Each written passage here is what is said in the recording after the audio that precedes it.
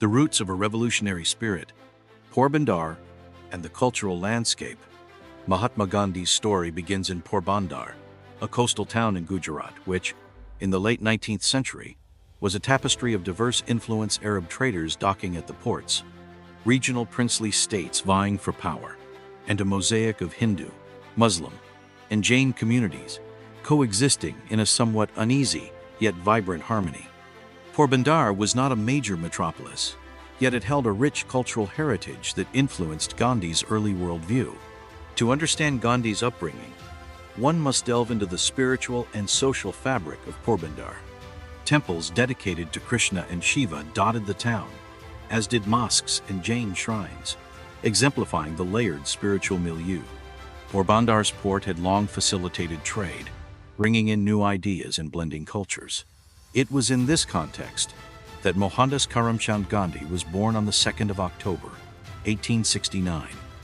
His father, Karamchand Gandhi, was the Diwan, chief minister of Porbandar, and later served in the same capacity in the neighboring princely states of Rajkot and Wankaner.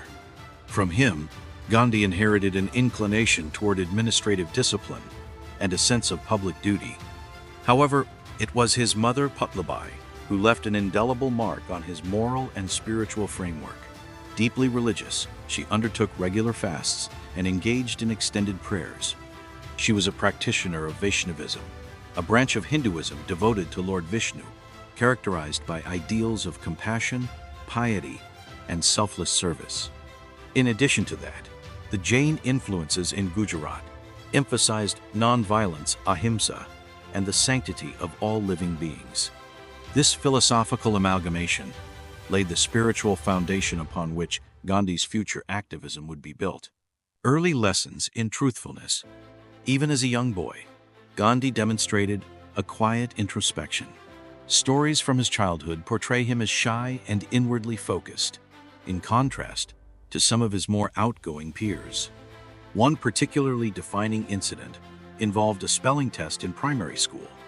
When a teacher signaled Gandhi to copy from a classmate to avoid a mistake, he refused, leading to a lower mark, but preserving his sense of integrity.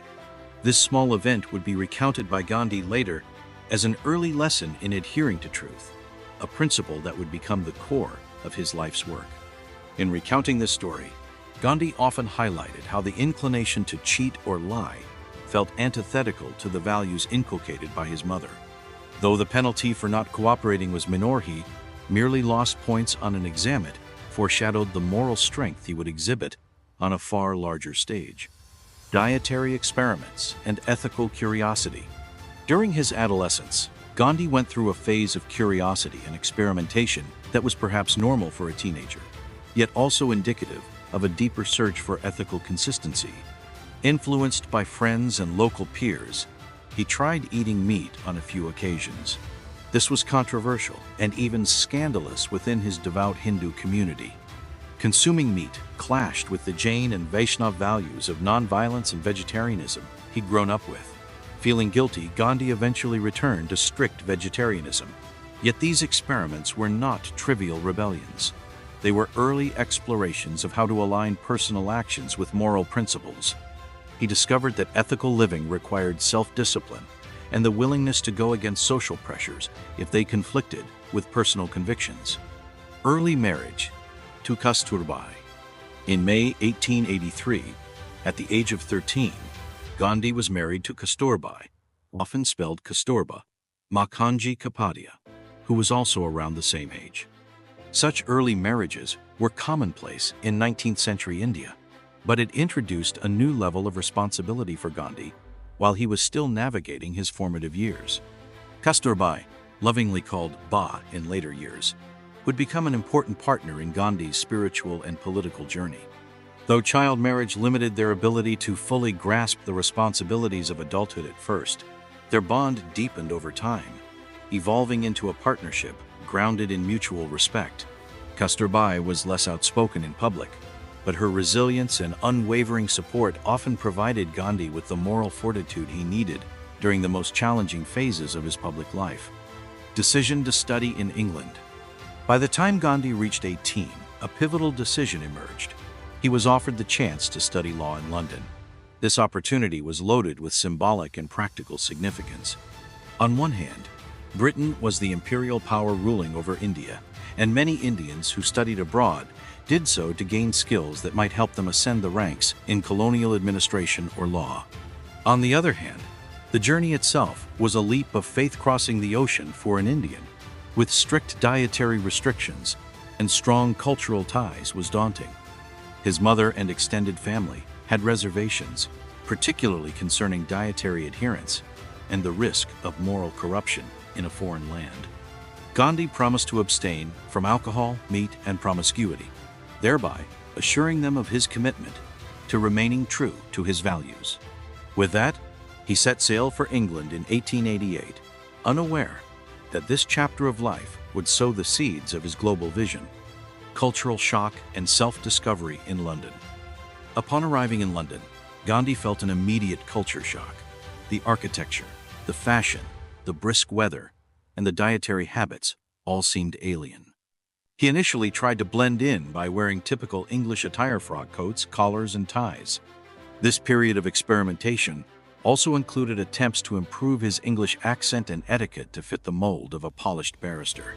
However, beneath these external changes, he was still a devout Indian, often walking many miles to find a vegetarian restaurant. It was during these gastronomical quests that he discovered the London Vegetarian Society. Through the Society's meetings and literature, Gandhi deepened his understanding of vegetarianism, not merely as a dietary choice, but as an ethical stance. He also encountered various religious and philosophical writings, from Christian teachings to Tolstoy's works, which broadened his intellectual horizons. An especially transformative influence was the Bhagavad Gita. Although Gandhi had been aware of Hindu scriptures, his time in London offered a reflective distance that helped him read the Gita more analytically.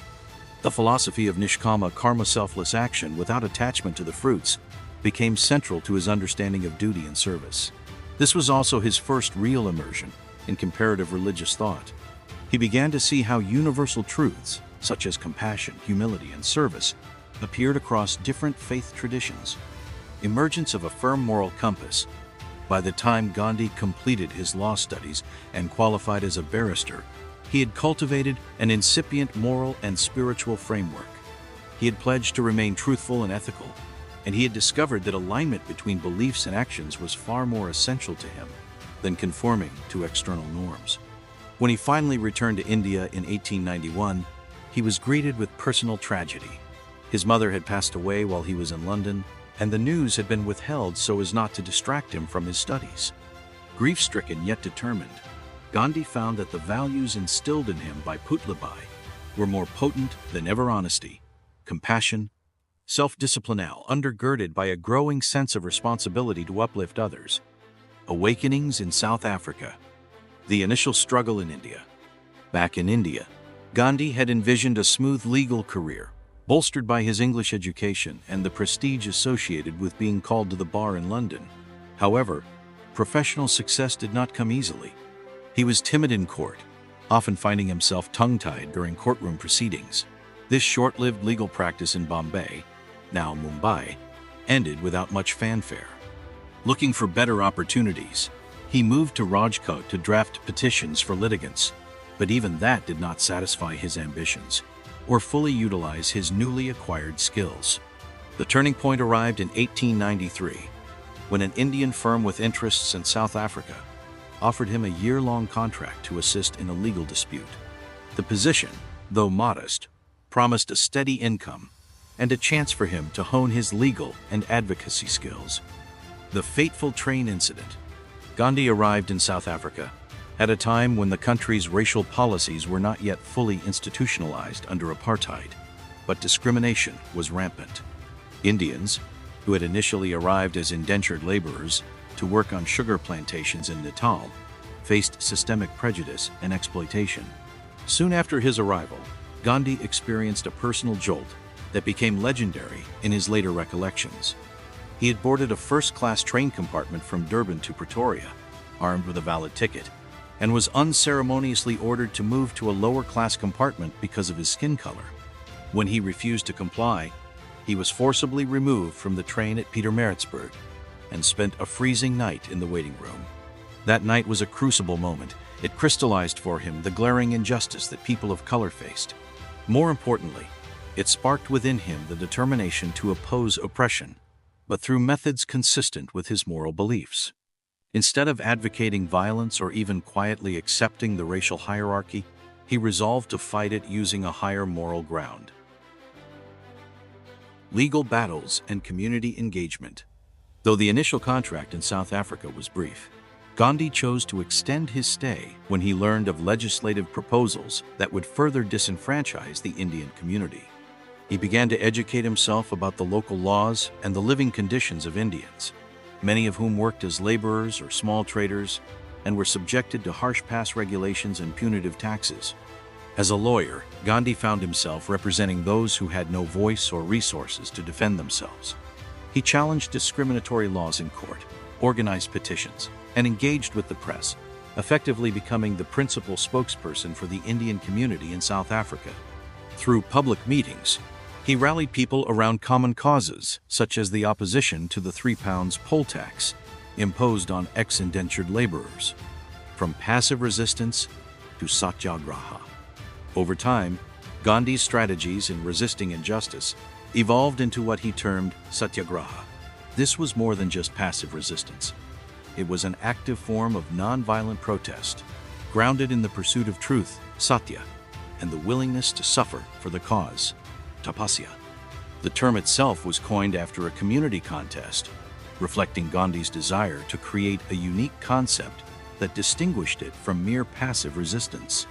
In practice, Satyagraha involved civil disobedience, non-cooperation, and peaceful protests, combined with strict adherence to truth and nonviolence. Gandhi believed that if the oppressor could see the moral righteousness and disciplined suffering of the protesters, eventually the oppressor's conscience would awaken. This form of resistance demanded high moral discipline from its practitioners, who were urged to remain peaceful, even when met with brutal force. Personal tests of nonviolence. Implementing Satyagraha was not a simple task. Many supporters found nonviolent protests too slow or too idealistic, especially when faced with immediate hardships. Police brutality, imprisonments, and even violent attacks on protesters did occur. Yet Gandhi insisted that violence would only beget more violence, perpetuating a cycle that would never lead to true justice. One of the earliest large-scale demonstrations he led was against the Asiatic Registration Act, the Black Act of 1906, which required all Indians to register and carry passes. Gandhi organized burnings of these passes, encouraging his fellow protesters to face arrest rather than comply. These acts not only forced the South African authorities to confront the scale of dissent, but also showcased Gandhi's method of drawing moral lines in the sand. Ashram experiments and spiritual growth. During his extended stay in South Africa, Gandhi established communal settlements, often called ashrams, the most notable of which was the Phoenix settlement in Durban and later Tolstoy Farm near Johannesburg. These were experiments in communal living, guided by principles of simplicity, self-sufficiency, and equality across caste and religious lines. At Tolstoy Farm, named after the Russian writer Leo Tolstoy, whose philosophy of Christian anarchy and non-resistance greatly influenced Gandhi, residents engaged in manual labor, grew their own food, and practiced collective decision-making. Gandhi treated the farm as a laboratory for the moral and social principles he was developing. Children were taught not just academic subjects, but also lessons in sanitation, personal hygiene, and civic responsibility. Adults participated in regular prayer sessions and discussions on philosophical and religious topics. These experiments laid the groundwork for the later ashrams in India, where Gandhi would continue to refine and practice these ideals. The ashrams became microcosms of the society Gandhi hoped to foster, rooted in truth, nonviolence, self-reliance, and equality. Family life and Kasturbai's role. Amid these socio-political struggles, Gandhi's family life continued. Kasturbai joined him in South Africa, and together they navigated the difficulties of raising children in a foreign land under an oppressive regime. Ba, as she was affectionately called, participated in many protests and faced imprisonment alongside her husband. Her unwavering support was crucial. Kasturbai's own growth mirrored Gandhi's, Although initially she had found it challenging to adapt to communal living and the austere life Gandhi endorsed, she gradually embraced it. Her compassion and steadfastness influenced Gandhi deeply, strengthening his resolve to blend the personal and political in a way that exemplified a life dedicated to service. Part 3. Return to India and the National Awakening. Observing India through a new lens. Gandhi's homecoming in 1915 coincided with significant unrest across India. The British Raj, bolstered by its massive bureaucracy and military might, exercised control over every facet of Indian life, from imposing heavy land taxes on peasants to limiting the freedoms of speech and association. Yet change was also in the air. Political awareness was growing, spurred by the Indian National Congress and other regional movements. Upon arrival, Gandhi did not immediately plunge into national politics. Instead, guided by his mentor Gopal Krishna Gokhale, he took a period of 1 year to crisscross the country, observing the conditions of the rural poor, the working classes in urban areas, and the deep-seated caste divisions. His time away had given him a fresh perspective. He saw with new clarity the effects of economic exploitation by the British, and he recognized that India's challenges were not solely political, but also social and cultural. Foundation of the Satyagraha Ashram. In 1915, Gandhi established the Satyagraha Ashram in Ahmedabad, later known as the Sabarmati Ashram. Just as he had done in South Africa, he emphasized communal living, manual labor, and the dignity of all occupations, including spinning one's own cloth. The ashram's residents lived modestly, and everyone was required to undertake tasks like cleaning toilets, cooking, and maintaining the premises. This was a radical departure from prevailing norms, especially the idea that certain jobs were too demeaning for upper caste or wealthy individuals. By involving himself and fellow ashramites in the most basic tasks, Gandhi aimed to break hierarchical notions of high and low labor. The spinning wheel, or charkha, became a powerful symbol of self-reliance, urging Indians to reject imported British textiles and reclaim their economic autonomy. The Champaran experiment, Gandhi's first major foray into direct action in India, came in 1917 in Champaran, Bihar. Local indigo farmers were forced by British planters to cultivate indigo on a portion of their land, suffering grievously under exploitative agreements and high taxes. When Gandhi was invited by local activists, he saw an opportunity to employ Satyagraha on Indian soil. Upon arrival, Gandhi was ordered by the local administration to leave Champaran. Instead, he refused, stating that he was committed to helping the peasants and would face arrest if necessary. This standoff garnered attention and support. Gandhi established an inquiry commission, collecting affidavits from peasants to document their hardships. Eventually, the British authorities relented. Changes were made to reduce the burden on the farmers. Though not as large in scale as later movements, Champaran signified a turning point. It demonstrated that Gandhi's methods of peaceful resistance and community mobilization could successfully confront injustice. Moreover, it validated Gandhi's approach of living among the people he aimed to serve. He saw firsthand their struggles and earned their trust by sharing in their hardships. Kheda, Satyagraha, and the emphasis on self-help. In 1918, heavy rains and crop failures in the Kheda district of Gujarat left peasants destitute and unable to pay the land tax demanded by the British. Gandhi, along with local leaders like Sardar Vallabhbhai Patel, organized a Satyagraha campaign. They called on farmers to withhold payment until the British government either suspended or reduced the taxes. This was not mere defiance for defiance's sake. Gandhi insisted that any peasant who could afford to pay should do so, maintaining that Satyagraha was about standing up for justice, not exploiting unrest for personal gain.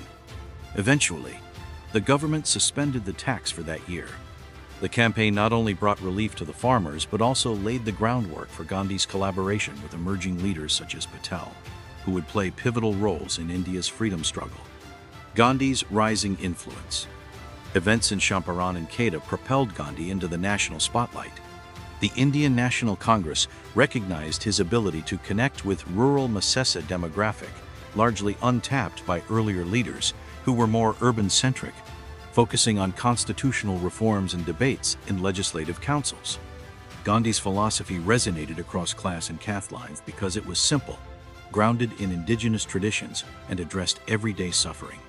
By incorporating spinning, communal living, and self-reliance into his political strategy, Gandhi appealed to people's sense of dignity and cultural pride. He also insisted on Hindu-Muslim unity, recognizing communal harmony as essential for a unified national movement. The Rowlatt Act and the Jallianwala Bagh massacre. The British response to the surge in nationalistic fervor was to clamp down. In 1919, they passed the Rowlatt Act, which effectively curtailed civil liberties by allowing the government to imprison suspects without trial. Gandhi saw this as a direct attack on basic freedoms and called for a nationwide Hartal strike as a form of protest. Simmering tensions exploded in April 1919 with the horrific Jallianwala Bagh massacre in Amritsar. Under the command of General Reginald Dyer, British troops fired upon a peaceful gathering of Indians, killing hundreds. The atrocity shocked the nation and the world. Even many British citizens were appalled. Gandhi's reaction to the massacre was one of deep sorrow, coupled with a strengthened resolve. He criticized not only the British Raj for its brutality, but also questioned the readiness of Indians for Satyagraha. Could they remain steadfastly non-violent in the face of such cruelty?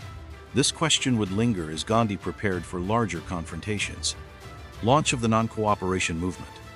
By 1920, Gandhi's leadership within the Congress was firmly established. He declared that it was morally imperative for Indians to refuse to cooperate with a regime that perpetrated atrocities like Jallianwala Bagh. Under his guidance, the non-cooperation movement commenced. Gandhi urged Indians to boycott British goods, schools, courts, and legislative councils. Lawyers gave up their practices, students boycotted government schools, and people embraced khadi, hand-spun cloth, instead of imported textiles. The movement spread across urban and rural India, signifying a collective moral awakening.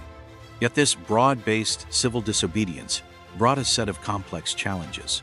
Different regions and communities had distinct grievances.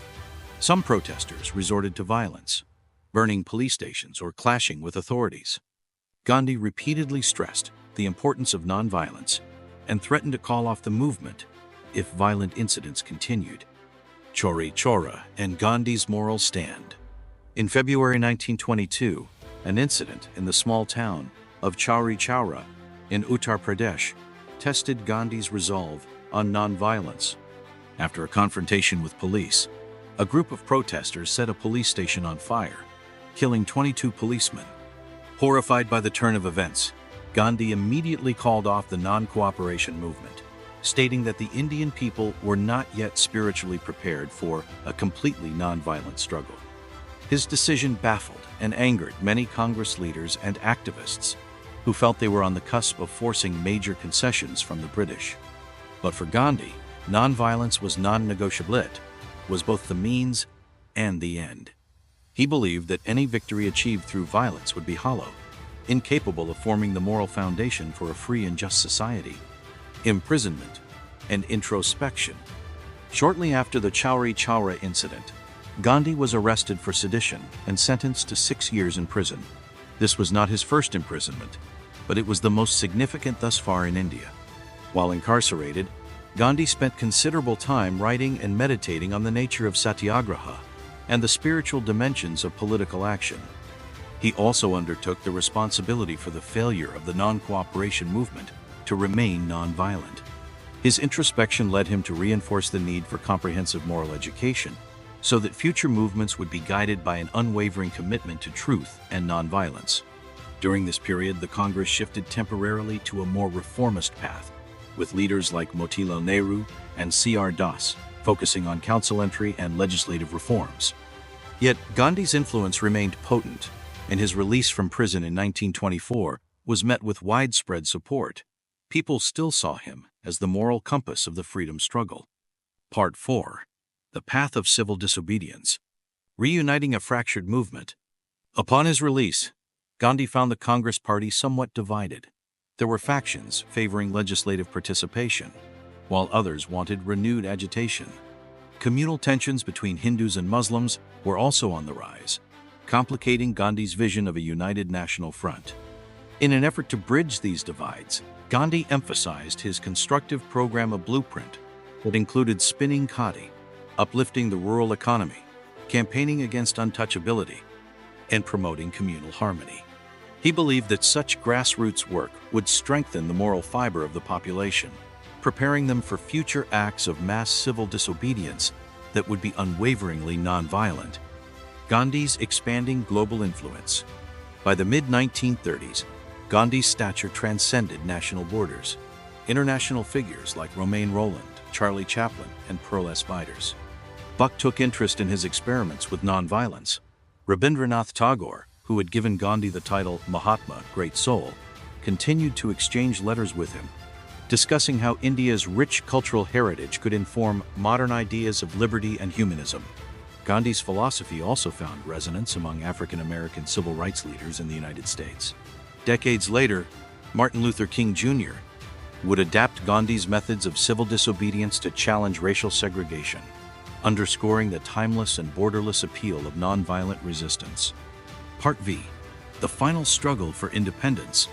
Impact of World War II on India. With the outbreak of World War II in 1939, the international order was thrown into chaos.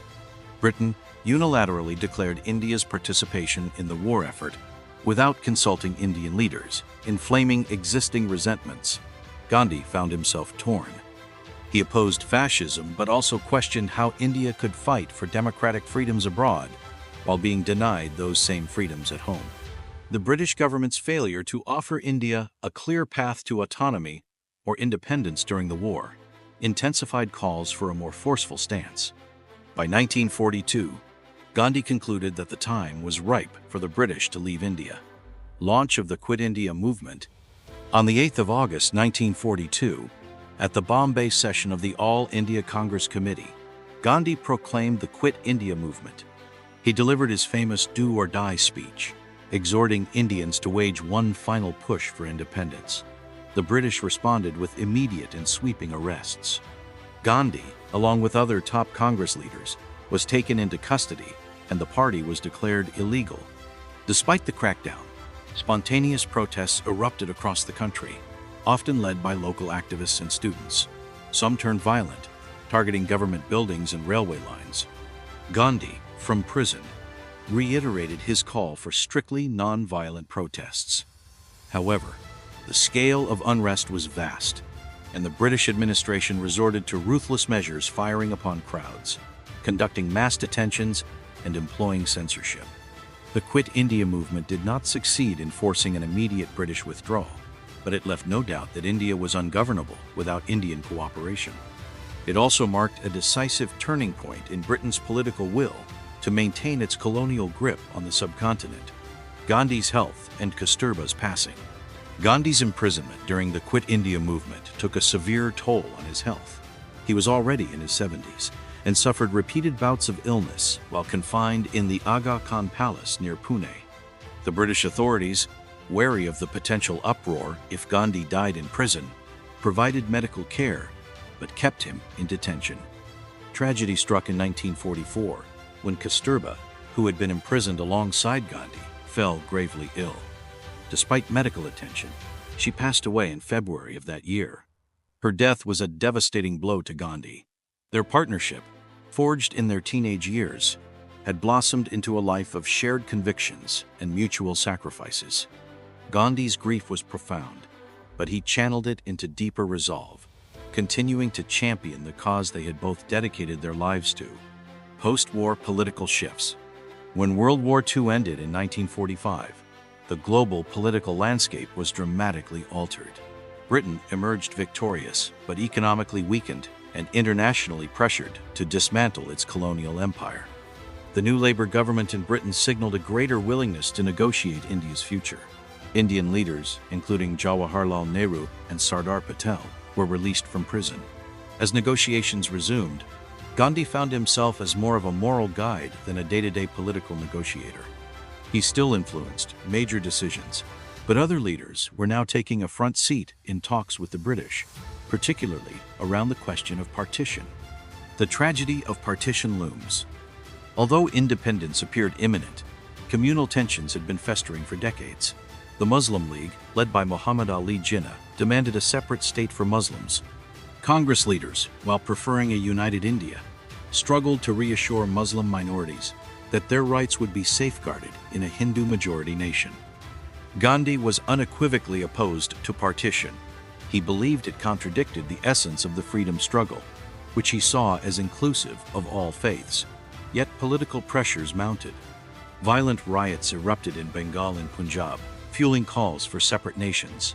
Gandhi spent much of 1946 traveling through riot-torn areas, pleading for communal harmony and undertaking fasts to quell violence. His personal interventions sometimes temporarily calmed tensions, but the political momentum was leaning towards division. Mountbatten's appointment and the plan for partition. Lord Louis Mountbatten arrived as the last Viceroy of India in March 1947, tasked with overseeing the transfer of power. He concluded that partition was inevitable to avoid a full-scale civil war. Congress leaders, including Nehru and Patel, reluctantly agreed. Gandhi felt marginalized during these final negotiations. Though revered as the father of the nation, his pleas for unity went largely unheeded. By June 1947, the British announced their plan to partition India into two dominions, India and Pakistan. Independence was set for mid-August 1947. Independence and an unfulfilled dream. The 15th of August, 1947, arrived amid celebrations across India. Yet for Gandhi, it was a bittersweet moment. While the Union Jack was lowered and the tricolor flag was hoisted, communal violence raged on, especially in Punjab and Bengal, where millions of Hindus, Muslims, and Sikhs were uprooted from their homes. Gandhi chose not to participate in the official independence celebrations in Delhi. Instead, he traveled to Noakhali in Bengal, now in Bangladesh, a region ravaged by communal killings. There, he walked from village to village, appealing for peace and reconciliation. Even in the face of hostility, he refused police protection, relying instead on the moral force of nonviolence to reach people's hearts. Last fasts in the quest for communal harmony. In the months following independence, the refugee crisis worsened, with millions crossing the newly drawn borders between India and Pakistan. At the same time, extremist elements in both countries fanned hatred. Hindu and Sikh refugees arriving from Pakistan carried stories of atrocities, while Muslims remaining in India feared retribution. In Delhi, Gandhi initiated yet another fast in January 1948, demanding that both governments respect minority rights and urging the release of Pakistan's financial assets, withheld by the Indian government. His fast shook the nation, and the government eventually conceded to his requests. Communal tensions subsided momentarily, but the underlying resentment remained potent. Assassination and everlasting legacy. The final day. On the 30th of January 1948, Gandhi was in New Delhi, staying at Birla House.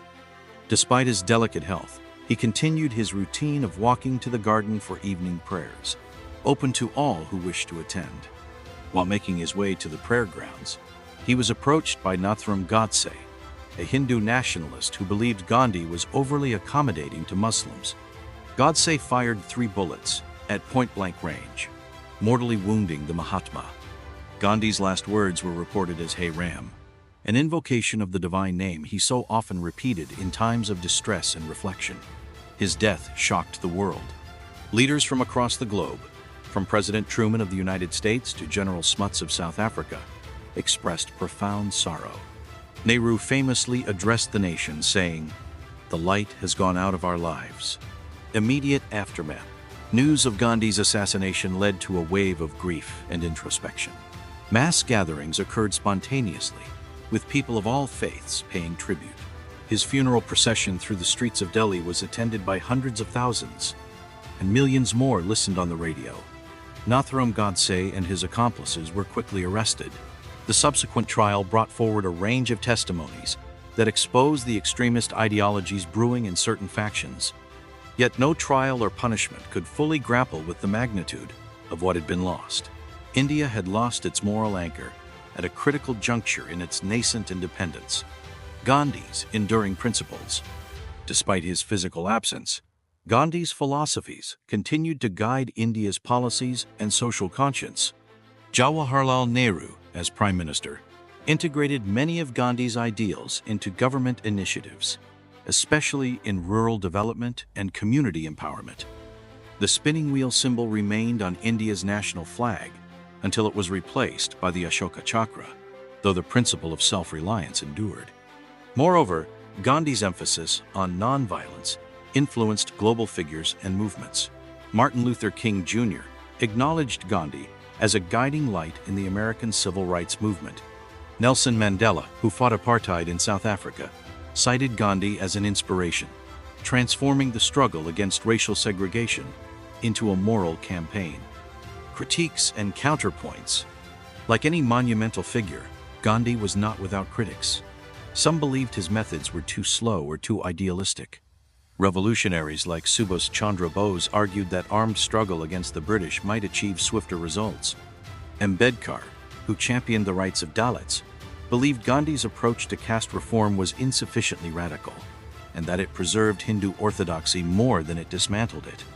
Additionally, some feminist scholars pointed out that while Gandhi supported women's participation in the freedom struggle, he sometimes cast them in nurturing roles that reinforced traditional gender norms.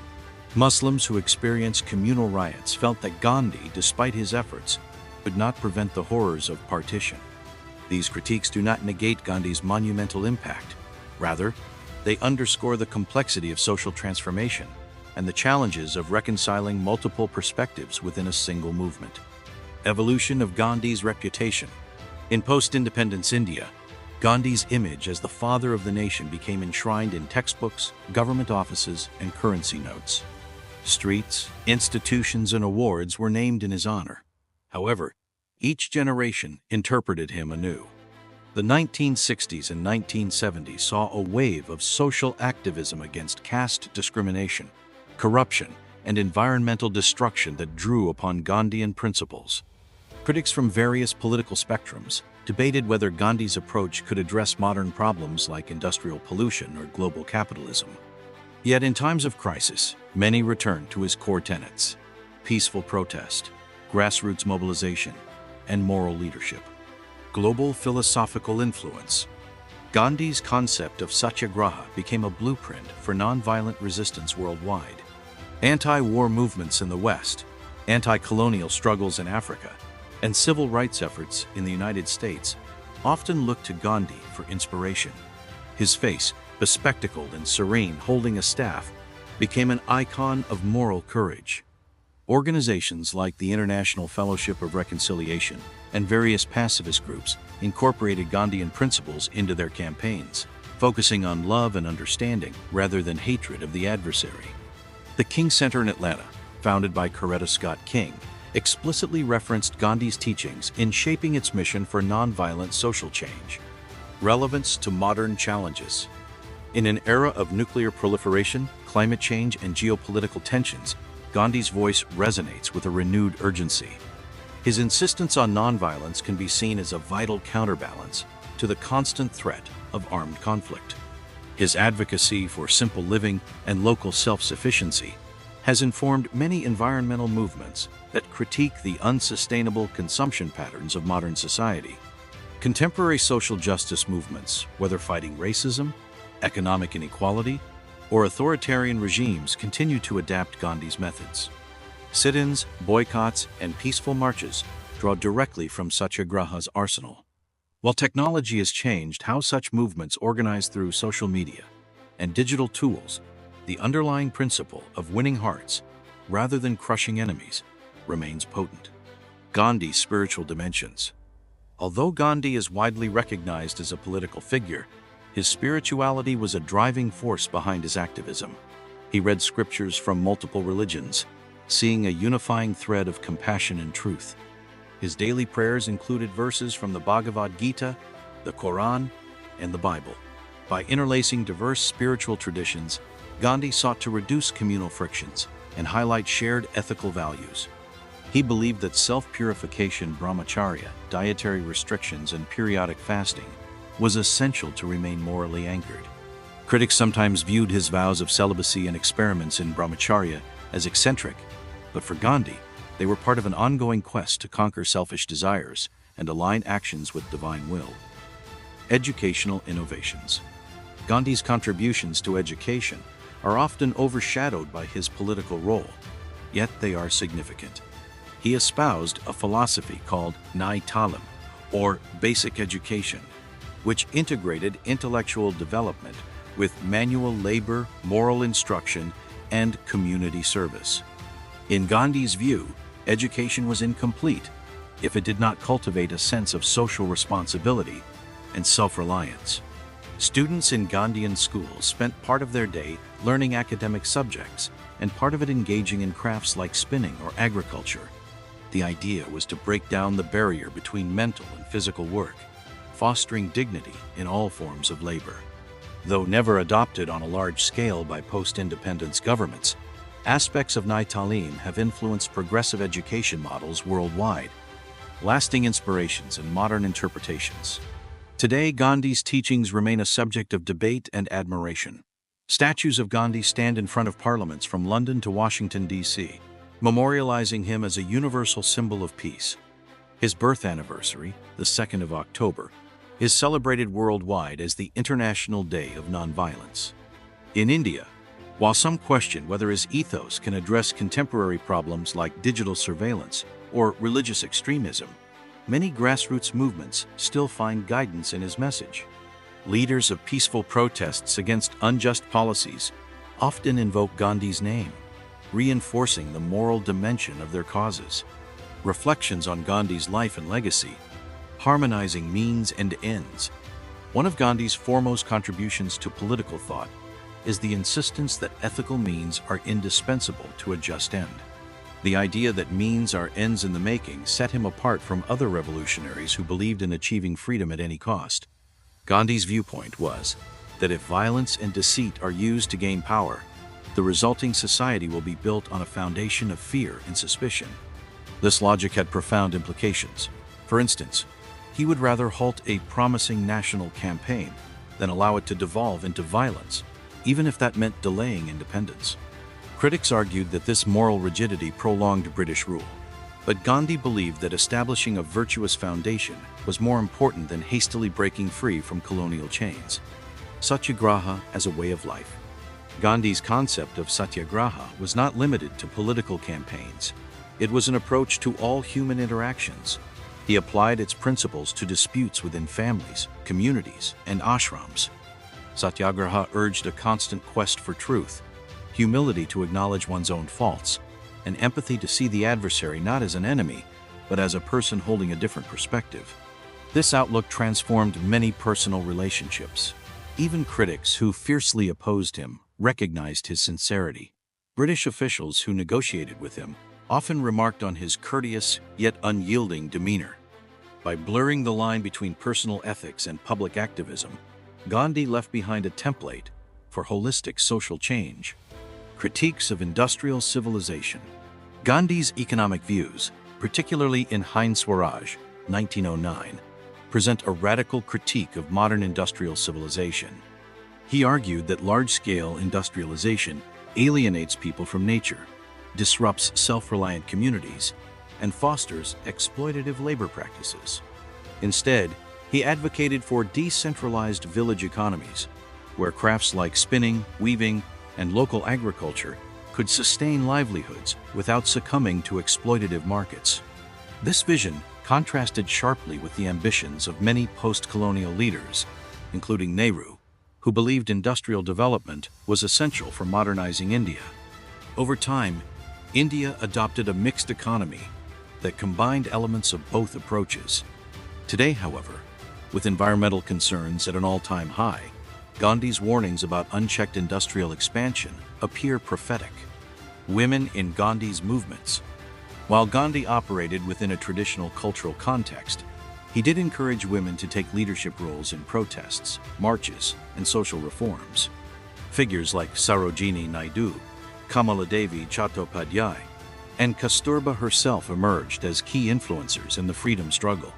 Gandhi emphasized virtues like patience, compassion, and moral courage, which he believed women were uniquely positioned to demonstrate. Yet some feminist scholars argue that Gandhi's views were rooted in essentialist assumptions about womanhood, e.g., innate nurturing qualities. Still, by opening the public sphere to women and endorsing their active participation in politics, he expanded women's roles beyond the domestic sphere, an important step in India's evolving gender dynamics. Struggle with racism and casteism. Gandhi's views on race evolved significantly over time. In his early years in South Africa, some of his statements seemed to reflect the prejudices of his era, highlighting differences between Indians and native Africans. However, as he encountered the shared oppression of colonial rule, he broadened his empathy. By the end of his life, his stance was universally anti-colonial and anti-racist. Regarding caste, he rejected the notion of untouchability, but stopped short of endorsing a complete rejection of the caste system, believing it could be reformed into a benign social structure. Dalit leaders like Ambedkar disagreed, demanding total dismantling of the caste hierarchy. This remains an area where Gandhi's legacy is hotly debated. Spiritual and political synergy. One of Gandhi's most remarkable achievements was fusing spirituality with political activism in a way that galvanized millions. He framed India's freedom struggle as not just a quest for political autonomy, but also a moral crusade. Prayer meetings, fasts, and vows of renunciation all became part of the political lexicon. This synergy attracted devout Hindus, Muslims, and Sikhs, but also appealed to secular-minded individuals who appreciated the ethical framework behind his actions.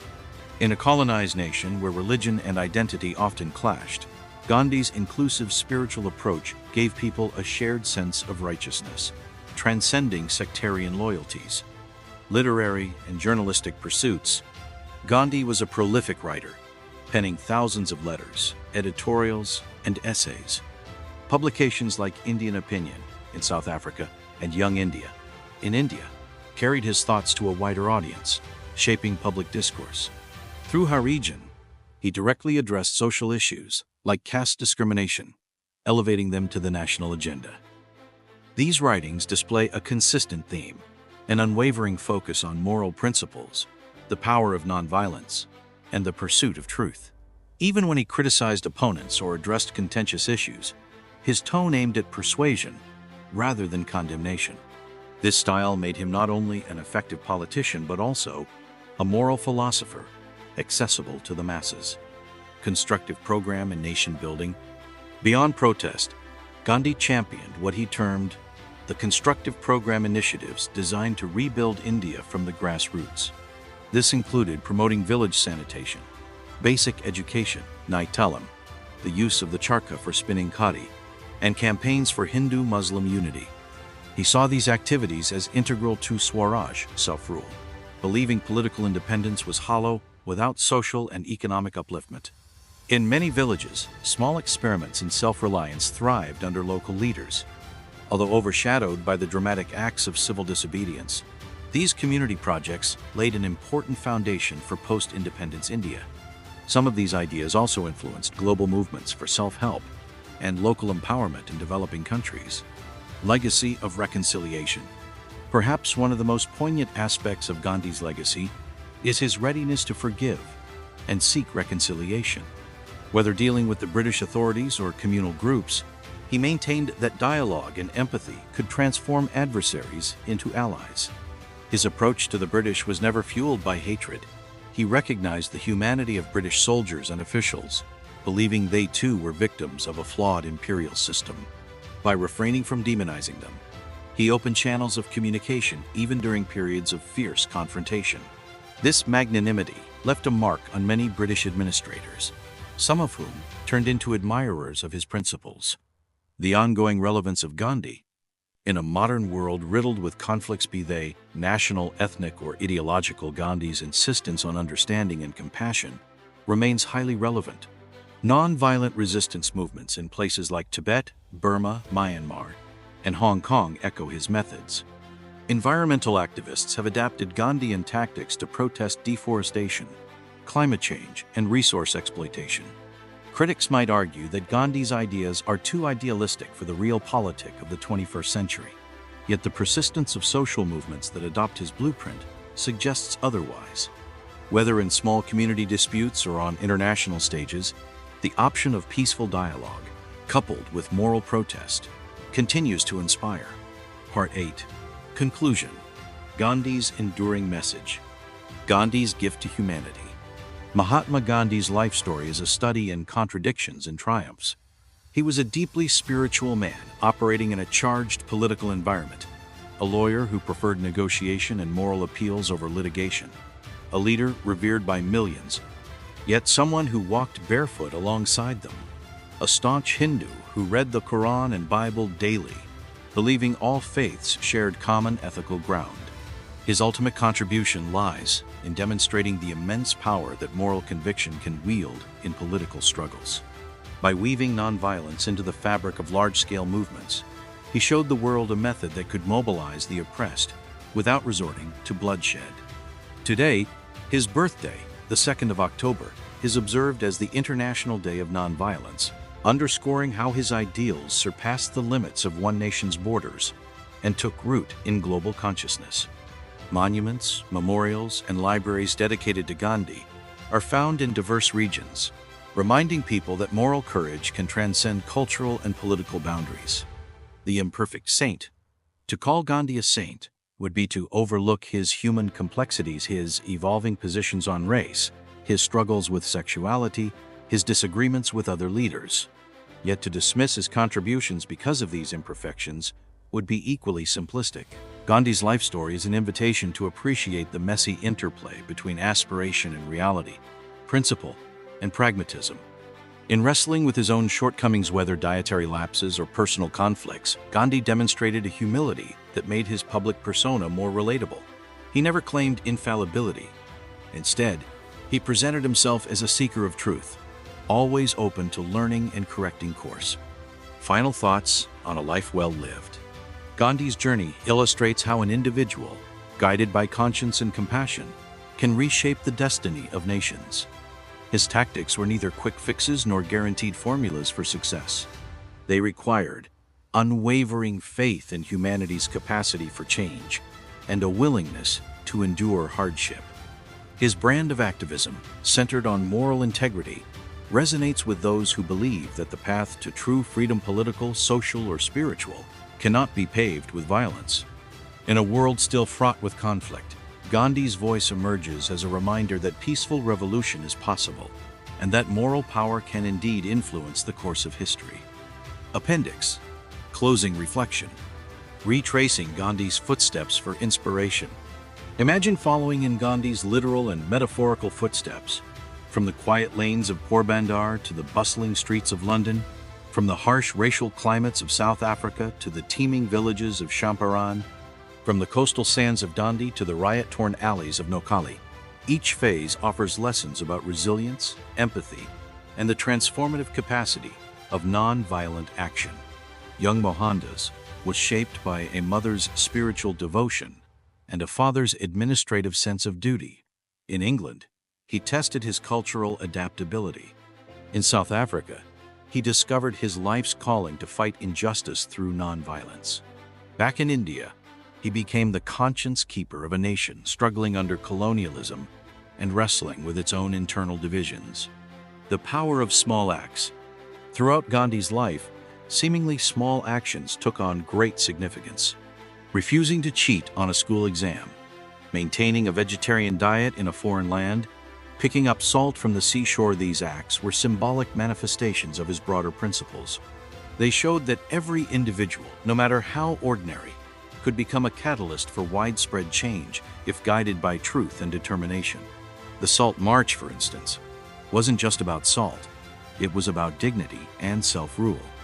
If salt, the most basic of necessities, could unite people in defiance, then everything else, land, education, governance, could be reimagined in a collective quest for freedom. A blueprint for future movements.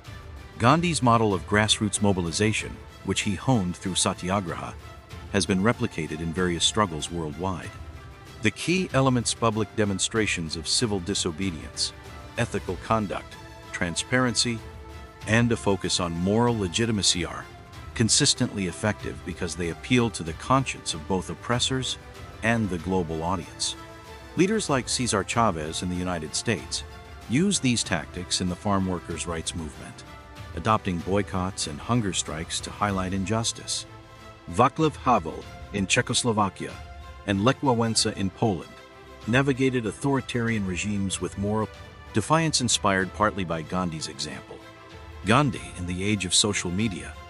If Gandhi were alive today, one might imagine him harnessing social media platforms to communicate directly with masses, organizing digital satyagrahas, and championing transparency in governance.